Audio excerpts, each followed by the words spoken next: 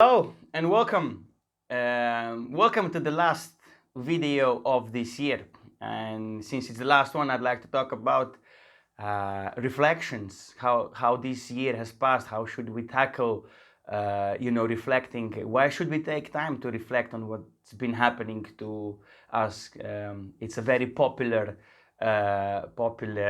theme now that we're at the end of December. And I'd like to, add my 50 cents. But before I do that, please share my work, subscribe, like, comment. I would like to learn from you as well. And we're on this journey, together. We're human beings. We should be encouraging each other, and that's what I'm trying to do. So, the last topic of the year, the reflection of the year, or how to reflect, let's put it that way. First of all, I really hope you do that often, not just at the end of the year. I think it's very important. It's one of the greatest tools that we have as human beings, that we can rely on our memory and the emotion that happened, in, let's say, previous year or in the time period, whichever you're doing this, and that you're doing it more often than just once a year. Because as I said, this is one of the greatest tools that we have as human beings, and I think we should utilize it more, because we learn the most if we actually sit down and see what's working for us and what's not working for us. And first encouragement that I'd like to share is that, please take more than just once a year to reflect on how your life is happening. And the second one is, it's the end of the year. Everyone is talking about it, and I'd like to share how I do it, even if it's that once a year or once a week or however. So I like to reflect on a daily basis. In the evenings, I write a journal. If that doesn't work, you can do it weekly or monthly, but the point is that you do it often. And what I do is, and I think it's very valuable at this time, since we're usually contemplating or reflecting on the whole year, is that we take a little bit more time for that. Because it's not, it's not the same if you take 15 minutes to reflect on how your day was going, or your week, or your month. It's a lot more profound if you take more time. And I think it really goes well hand in hand if you say, if you have 15 minutes is enough for the day, couple of hours or an hour is enough for the week, and so on and so forth. And if you're contemplating the whole year, there's so many things that has happened in this year that you will probably need a little bit more than just a couple of minutes for that. And what I will be doing is I'm going to be taking the last week and a half, that's till the end of the year, off, and I'll spend most of my time in solitude and contemplating, writing, sitting in stillness and just being present. And you won't believe how miraculous this experience can be for you.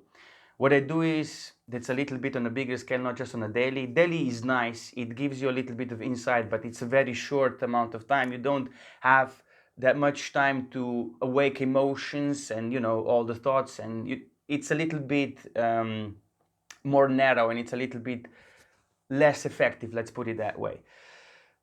On the contrary, if you take a couple of days off, which I do every 1-2 months, is I would disconnect from everything, like social media, telephone. I don't reply to calls. I tell people I'm offline. And what I do is I go into the nature. I go in a place where I can be alone and calm, and nature is around, with just my pen and my thoughts and the notebook. And when we write and when we sit in silence, to the degree when we get a little bit bored, let's put it that way, it's utterly beneficial, and it can be so profound, because you get the time to be present and still, and so many things will come into your head that you can contemplate on, and you can then develop and grow yourself from that. And I think it's one of the most valuable things and the assets that we have as human beings. And if you haven't tried to reflect or contemplate on your life before, I strongly encourage you to start, maybe just for 5 minutes a day. But what I'm trying to do here is encourage you that you take a little bit off of parties and off of associating with people at the end of the year, and really take a couple of days off, because I believe it's going to be a profound experience for you. It's probably going to be tough if you haven't done it before. I need to warn you about that. It usually happens for me for the first day or 2 days for me as well. And it's just showing us that we are so caught up in this everyday life that it's so hard to disattach from all the distractions that are happening, all day, every day, and throughout the year. And it is hard to stop, but when you do, I think it's miraculous what can come out of it. I get so many new ideas when I take time for myself. I get to know myself even deeper and even more profound, and I think it's invaluable experience that you can give yourself, especially for the end of the year. So I'd like to encourage you to take a couple of days off and just sit in silence, write, contemplate, and you will be amazed at how many cool things will come up after you settle down. Because as I said, first day or two might be a little bit tough, but if you really sit through it, and if you include meditation into that and contemplation, writing, you will be amazed at how profound those 3 days can be, and how impactful they can be for the rest of your life, or for at least a year that's ahead of you.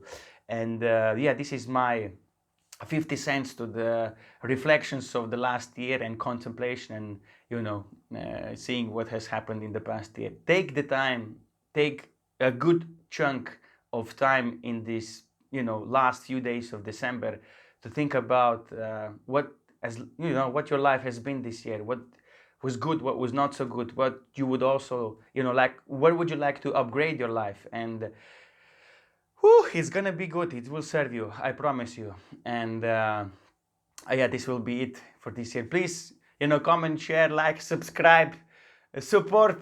Thank you very much, and I'll see you next year.